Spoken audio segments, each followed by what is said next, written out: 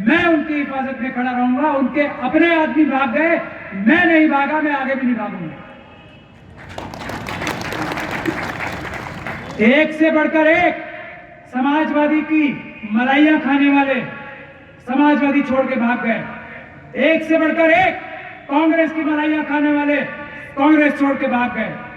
राहुल गांधी, क्योंकि राजीव गांधी ने मुझे पॉलिटिक्स में लाया था, मैं तो कैंपस लॉ सेंटर में प्रेसिडेंट था और मुस्लिम कम्युनिटी से होने की वजह से मैं वफादार हूं। तो राहुल गांधी को मैं जानता भी हूं और मैं ये जानता हूं कि वो एक शख्स ऐसा है जो आरएसएस से कॉम्प्रोमाइज नहीं है। ये बात की गवाही मैं दे सकता हूं, राहुल गांधी की सिवा उसके चारों तरफ जो लोग हैं उसकी गवाही मैं भी नहीं दे सकता। अखिलेश यादव की चारों तरफ भी आरएसएस के लोग हैं, मुझे नाम से पता है, कांग्रेस के भी और उनके भी। वो चाहेंगे तो मैं सबूत दे दूंगा। तो मैं ये कह रहा हूं, जीतने के बाद भी कौन खड़ा रहेगा ये फैसला करना आपके हाथ है। हम लोग तो कभी भी आरएसएस और बीजेपी के साथ जा ही नहीं सकते। बहुत सारे लोग जा सकते हैं, कोई भी जा सकता है। अब जीत कौन रहा? मैं इसीलिए कह रहा था ना, ईवीएम से कौन जीतेगा? ईवीएम के बारे में पता किसे है? मेरे अलावा किसी को ईवीएम के बारे में पता हो उसे वोट दे दो। अभी मौलाना ने भी कहा एक तरफा वोट दो, और मैं ये बात एससी, एसटी, ओबीसी और सिख और मुसलमान और क्रिश्चियन से कह रहा हूं, एक तरफा वोट दो, क्योंकि हम एक साथ हैं। जिसको भी दो, एक साथ वोट दो। लेकिन देखो, ये कैंडिडेट इस लायक है कि ये समझ सकता है कि मेंबर ऑफ पार्लियामेंट हो सकता है या नहीं। मेंबर्स ऑफ पार्लियामेंट की डेफिनेशन तो पता हो, ये तो पता हो कि पुलिस के पास जाके एफआईआर कैसे लिखाई जाती है। पता है किसी को? है पता? जीत के भी क्या कर लिया? 500 लोग आपके मेंबर ऑफ पार्लियामेंट हैं। किसी को पता है मेंबर ऑफ पार्लियामेंट की ताकत क्या होती है? सिर्फ 40-45 मेंबर ऑफ पार्लियामेंट को आज पता है कि मेंबर ऑफ पार्लियामेंट की ताकत क्या होती है। मैं तो मेंबर ऑफ पार्लियामेंट नहीं हूं ना। यहां भारतीय जनता पार्टी के बहुत आतंक और रंगदारी वसूली जा रही थी ना भारतीय जनता पार्टी वालों से। आशु गुप्ता के खिलाफ एफआईआर किसने कराई है? किसी में दम? पूछो बाकी कैंडिडेट से जाके, पूछो, है दम?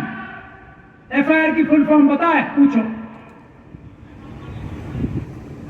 ये सुमेश, जिसे हमारे बच्चे को, शेड्यूल कास्ट के बच्चे को एक एसडीएम ने गोली से मरवा दिया, क्यों? वो बाबा साहब की तस्वीर लगा रहा था, शेड्यूल कास्ट था।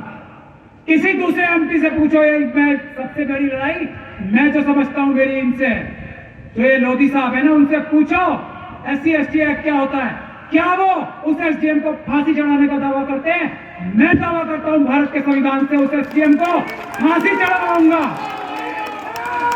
रोक के दिखाए, अमित शाह रोक के दिखाए, मोहन भागवत रोक के दिखाए, मैं उस एसडीएम को फांसी चढ़वाऊंगा, ये मेरी गारंटी है। उसने सुमेश को गोली मरवाई और मैं उसे फांसी चढ़वाऊंगा इसी भारत के संविधान से। और किसी एमपी से पूछ के पूछो कि फांसी दिलवाई क्या जाती है। अगर वो फांसी दिलवाने का तरीका बता दे तो मैं अभी अपना कैंडिडेचर विड्रॉ करता हूं। आज मैं विड्रॉ करता हूं। किसको वोट देते हो तुम? नाम कैसे ले सकते हो तुम किसी और का? कोई कुर्बानियों की वैल्यू नहीं है। किस किस को नाम कैसे दिमाग में आ जाता है किसी का? कौन है अखिलेश यादव? पूछो उससे कि सारे मुसलमान चाहते हैं महमूद प्राचा को, तुमने क्यों दी उसका टिकट? पूछो अखिलेश यादव से, पूछो, पूछो अखिलेश यादव से। कौन है ये यूसुफ लुलू जो नरेंद्र मोदी और अमित शाह का दोस्त है? उसने क्या ऐसा जादू किया कि ऐसे आदमी को टिकट दी है जिसका नाम लेके सब क्या क्या करने वाले हैं आप देखोगे। पूछो अखिलेश यादव से कि मेरा समर्थन क्यों नहीं किया? मैं इंडिपेंडेंट लड़ रहा हूं ना, मैं उसकी हिफाजत में अखिलेश यादव साहब की ये जो टिकट दिया उससे ज्यादा खड़ा रहूंगा या नहीं खड़ा रहूंगा। पूछो जो यादवों और मुसलमानों के बीच में लड़ाई कराने के लिए जो आज भी और कल भी सुप्रीम कोर्ट और मौलाना मुझसे नाराज है, सब नाराज हैं कि अपनी कैंपेनिंग नहीं कर रहे। ये मथुरा मस्जिद छोड़ के मैं कैंपेनिंग करूंगा। लानत है मेरी शक्ल पे। 2 वोट किसी को भी देना है, लेकिन मैं मथुरा मस्जिद नहीं छोड़ूंगा। दो आप किसी को भी वोट, मैं सुमेश को नहीं छोड़ूंगा। दो किसी को भी वोट दो। जाओ, आज तक वोट दिए हैं, नाली में डाले, आज भी दो और शहीद कराओ हम जैसे लोगों को। बहुत खुश हो गए आप लोग। दो, वरना मजबूर करो उस अखिलेश यादव साहब को कि वो अपना कैंडिडेचर विड्रॉ करे। क्या चाहते हैं उस कैंडिडेट से, वो सब मैं दूंगा। पूछो क्या यूसुफ लूलू ने दिया है, उससे ज्यादा मैं दूंगा। पूछो। सिर्फ मोदी से डरता नहीं हूं ना, डरने नहीं दूंगा। अमित शाह से, मोहन बाबू से डरता नहीं हूं ना, डरने नहीं दूंगा अखिलेश यादव को। ये गारंटी मेरी है। पूछो उनसे, अपने कैंडिडेट से, क्या वो अखिलेश यादव की हिफाजत करने में कामयाब हो सकता है? क्या एक कांस्टेबल आ जाए, जो इंसान एक कांस्टेबल के आने से मेरे ऑफिस में भाग के आता था, क्या अखिलेश यादव की हिफाजत करेगा और क्या आप लोगों की हिफाजत करेगा? पूछो, पूछो। और मैं गारंटी देता हूं, अगर आजम खान साहब, ये देखिए, उन्होंने अच्छे काम किए हो सकते हैं, बुरे काम किए हो सकते हैं, आज वो मजलूम है। पूछो अखिलेश यादव से। और मैं दावा करता हूं, मुझे वकील अगर मैं होता, आजम साहब को बाहर लाने में मैं 3 महीने का टाइम देता हूं। दुनिया एक कर दूंगा, आजम खान साहब को बाहर लाऊंगा। वक्त रुकवा अखिलेश यादव को।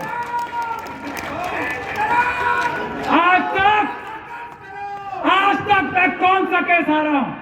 ये अखिलेश यादव साहब ने 50 वकील किए, मुझे क्यों नहीं किया? ये सवाल मैं अखिलेश यादव से करना चाहता हूं। मैंने कौन सा केस हारा है आज तक, और उनके वकीलों ने कौन सा केस जीता है हमारा आज तक?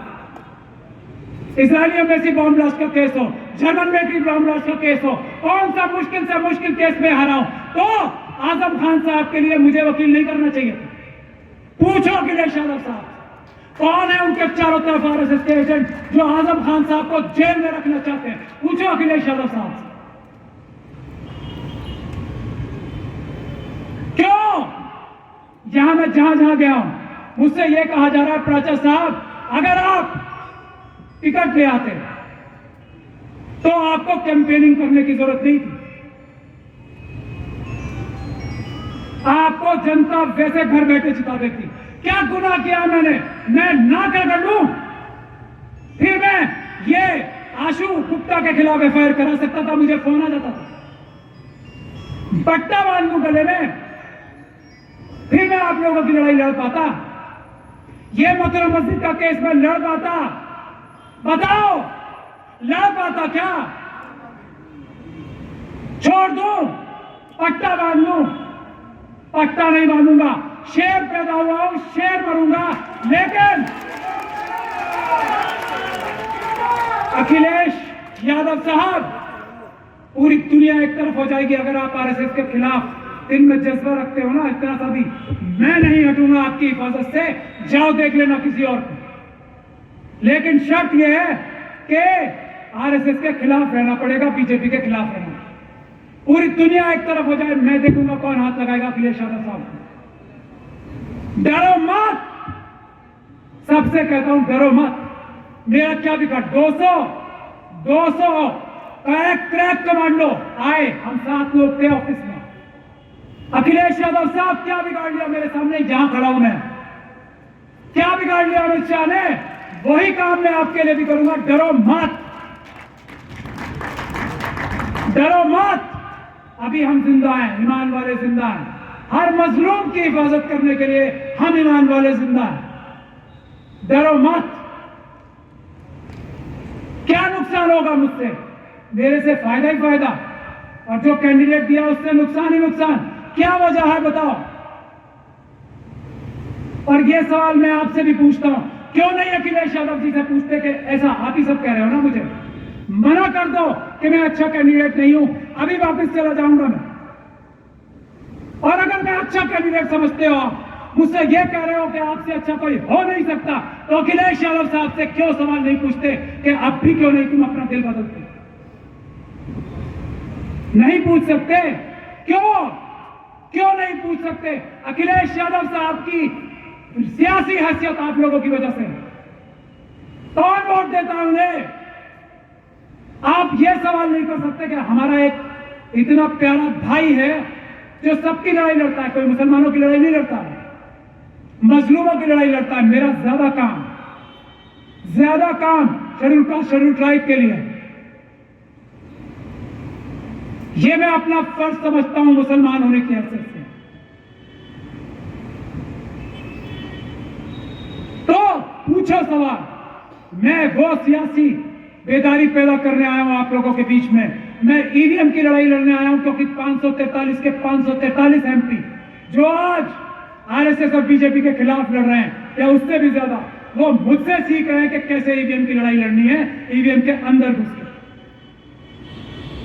ऐसे आदमी को अखिलेश यादव साहब आप लोगों के कहने से अपना कैंडिडेट विड्रॉ नहीं करेंगे? क्यों? ये मैं सवाल पूछ रहा हूं आप लोगों से। करो बात, अभी करो, आज से करो, घुसने मत दो। सवाल का जवाब दो कि प्राचा साहब में क्या खराबी है और इनमें क्या खूबी है।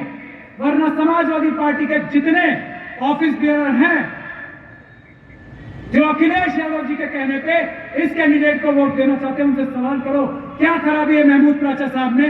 कौन सा ऐसा जुर्म किया है उन्होंने? क्या कर दिया ऐसा कि उनके ऊपर आपको कोई और पसंद है? पूछो, अभी भी सब ठीक हो जाएगा। मुझे यह बताइए, आप टांडा में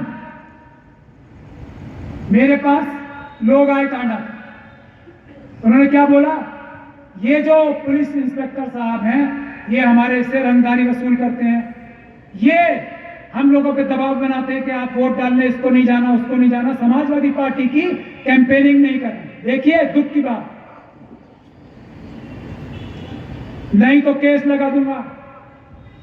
मैंने कंप्लेंट लिखी, क्या कि ये टांडा के इंस्पेक्टर साहब को और इनके उच्च अधिकारियों को एफआईआर दर्ज होनी चाहिए। किसी और ने लिखी पहले, नंबरबाजी करने के लिए आप सब आ गए कि हमने रिप्रेजेंटेशन दिया था, फलाना रिप्रेजेंटेशन दिया था, इससे इन कागज के टुकड़ों से आज से पहले कोई ट्रांसफर हुई थी? ऐसे हुई थी। यही झूठ आप लोग बर्दाश्त करके चलता रहेगा? ऐसे कैसे झूठ बोल दिया? सवाल किया आपने, तो क्या फ्रॉड कर रहे हैं? आपके किसी लेटर से, अखिलेश यादव साहब के किसी लेटर से कोई बाहर आता तो आजम खान साहब को बाहर नहीं ले आते। जो आदमी एक नया काम कर रहा है उसको नीचे करने के लिए झूठ बोलेंगे और आप लोग बर्दाश्त करोगे? चलिए, आप ही ने कराया, क्योंकि आपके लेटर में पता नहीं कहां से वो ताकत आ गई जो पहले कभी थी नहीं, आ गई। आप इसको अरेस्ट कराओ तो सही, बोलो तो सही, मुंह से इसे अरेस्ट कराएंगे, हिम्मत तो दिखाओ। मैं बोल रहा हूं, अगर डीजीपी इन्वॉल्व होगा किसी ऑफेंस में, कानून से ऊपर नहीं है, डीजीपी को भी अरेस्ट कराएंगे। और ये मेरा वादा है, सुमेश का जो केस है ना, ये जो मिलक का केस है हमारे शेड्यूल कास्ट भाई का, उसमें डीजीपी साहब के ऊपर भी एफआईआर होगी। ये मैं वादा यहां से बोल रहा हूं, और होगी। मैंने पहले कराई है, अब भी कराई, और हर उस बड़े अधिकारी के खिलाफ एफआईआर होगी जो टांडा की इस रंगदारी वसूलने की, फिरौती वसूलने की इस साजिश में शामिल था, जिसकी शिकायतें और सबूत मेरे पास है। करो ना हिम्मत, बोलो तो सही, करोगे तो बाद में, बोलो तो सही, जुर्रत तो करो। मोहब्बत की दुकान लेके आया है, मोहब्बत की दुकान लेके आया, फ्रॉड, सारा फ्रॉड, मोहब्बत की दुकान लेके आया। क्या हो तुम? वहां सामने जालिम खड़ा है तलवार ले, मैं मोहब्बत की दुकान लेके आया हूं। एक जड़ पड़ेगी, वहां जाके गिरोगे। मोहब्बत की दुकान लेके आया हूं, लाओ मोहब्बत की दुकान लाओ।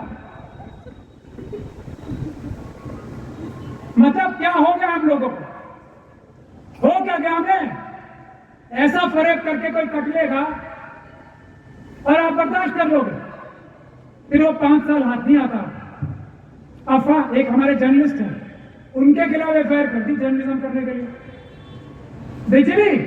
बिजली की समझ है किसी को क्या हो रहा है आपके साथ? सैकड़ों एफआईआर हो गई आपके घरों पे। आपको सबको बिजली चोर बना दिया, बनाया नहीं बनाया बताओ? बनाया है ना बिजली चोर। और चोर आप नहीं हो, चोर ये बिजली की कंपनी है, क्योंकि इनके मीटर तेज चलते हैं। ये किसी ने बताया आपको? पूछो मोहब्बत की दुकान चलाने वालों से, पता है मीटर क्या होता है? मैग्नेटिक मीटर क्या होता है पता है? मोहब्बत की दुकान पता है? सबको चोर बना दिया। मैं अमन भाईचारे की दुकान लेकर आया हूं। पता है कैसे? ये मोहसिस बहादुर लोगों को चोर बना रहे हैं ये प्रशासन और पुलिस के बेईमान ऑफिसर। क्या करोगे भाई मोहब्बत की दुकान से? बताओ। सीएनआरसी मेरठ जा रहे हैं हमारे, सीएनआरसी की फुल फॉर्म पता है? मोहब्बत की दुकान। लड़ाई किससे है? मोहब्बत की दुकान। ईवीएम से 20% की मोहब्बत की दुकान वैसे चली गई, बाकी पिछले 2-3 इलेक्शन में आप देख ही रहे हो, डंडों से जब मोहब्बत की दुकान चली थी हमारी ख्वातीन को, मेरा दिल रोता है, इलेक्शन की वजह से नहीं, हमारी ख्वातीन को डंडे मारे। किसी ने क्या कर लिया? वोट देने जा रहे थे ना, मार मार के घरों में घुसा दिया। ये मोहब्बत की दुकान कहां थी तब? मैं लड़ रहा था ना पूरे मुल्क में, असम से लेकर गुजरात तक, कश्मीर से लेकर कन्याकुमारी तक, किस स्टेट में मैंने लोगों को नहीं हिफाजत दी? ये गुनाह है मेरा कि मैं मोहब्बत की दुकान लेके नहीं आया। मैं ला नहीं सकता मोहब्बत की दुकान, क्योंकि मोहब्बत बची नहीं है कहीं। जब तक ये जुल्म का जहर वाले लोग नहीं निकाल देंगे, हम अपने समाज से जेलों में नहीं भिजवा देंगे, मोहब्बत की दुकान कहां से लाऊं मैं? कहां से लाऊं मोहब्बत की दुकान? है ही नहीं। मुट्ठी भर लोगों ने नफरत को फैला दिया है पूरे मुल्क में, और वो उनकी गलती नहीं है, हमारी गलती है।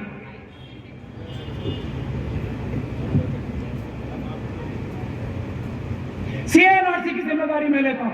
अब लगाओ हाथ, मैं देखूंगा अल्लाह की मदद से कौन सीएनआरसी लागू करेगा। अमित शाह साहब आओ मैदान में, मैं हूं अभी जिंदा, मैं हूं जिंदा, मरा नहीं हूं। कौन आजम खान साहब का निजाम बनाने की जरूरत करेगा? मैंने एफआईआर कराने के लिए ऑलरेडी अमित शाह साहब के खिलाफ एप्लीकेशन लिख दी है। क्या मोहब्बत की दुकान में लिखी? आजम खान साहब के बारे में बोल रहे हैं वो कि हमने मुख्तार साहब के साथ ये कर दिया, हमने उसको मिटा दिया। अब आजम खान साहब का नाम लेंगे मेरे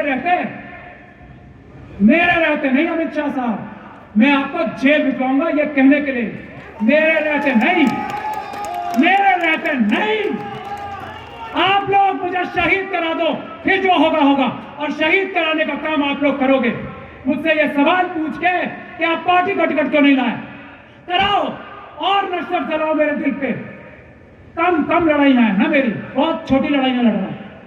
आप लोग मुझसे सवाल पूछोगे कि पार्टी का टिकट क्यों नहीं लाते? क्या लाल लगे है पार्टी के टिकट में? कौन सी ऐसी कमी है मेरे अंदर? पार्टी का टिकट नहीं लाया, कैसे लाऊं पार्टी का टिकट? पैरों में गिर जाऊं? यही गुलामी करनी है तो मैं अमेरिका और यूरोप में वकालत कर रहा था, यहां क्यों आता ये बता दो मुझे। यही गुलामी करनी है तो चला जाओ वापस, चला जाओ, घुटने टेक दो, मर जाऊंगा। आप सब मेरा साथ छोड़ दो। मुझे अल्लाह को शक्ल दिखानी है, मजलूमों को क्या जवाब दूंगा अल्लाह को? मैं मजलूमों को छोड़ के भाग गया मोहब्बत की दुकान चलाने। एसी कमरों से बाहर नहीं निकलता था मैं, बड़ी से बड़ी गाड़ियों से नहीं निकलता था। सड़क पे डंडे खाने वाला कोई और सुप्रीम कोर्ट का वकील देखा है आपने? अगर देखा है एक वकील जिसकी फीस इतना ज्यादा सड़क पे डंडे खा रहा है डॉक्टर ऋतु के लिए, देखा है? तो फिर मुझे वोट नहीं देना। धकेल दो मुझे इस मौत के दरिया में, मैं जाऊंगा, मरूंगा। आप लोग याद रखना कि हश्र के मैदान में इंशाअल्लाह मैं अल्लाह ताला के सामने ये तो गुजारिश करूंगा, अल्लाह मैं अपनी पूरी ताकत से लड़ा, मेरे लोगों ने मेरा साथ नहीं दिया। मैं करबला के शहीदों के रास्ते पे चलकर शहीद तो हुआ, हमारे लोगों ने हमारा साथ दिया। मत दो मुझे वोट, मेरी बेइज्जती मत करो। बस मुझसे ये सवाल मत करो तुम पार्टी का टिकट क्यों नहीं लाए। मैं ला सकता हूं मेरे भाइयों मेरी बहनों, में 2 मिनट में टिकट ला सकता हूं। मैं किसी को फोन करूंगा वो मुझे टिकट देगा, लेकिन नहीं लाऊंगा। आजाद पैदा हुआ आजाद मरूंगा। हाँ, हर एक पार्टी जो आरएसएस और बीजेपी के खिलाफ है उसके सामने तलवार लेके खड़ा रहूंगा, कानून और संविधान की ये वादा करके आपसे जा रहा हूं। मत दो मुझे वोट, भेजो मुझे करबला के रास्ते पे। फी अमान अल्लाह, जय भीम, अस्सलाम वालेकुम रहमतुल्लाह। 10 बज गए, कानून में नहीं तोड़ते।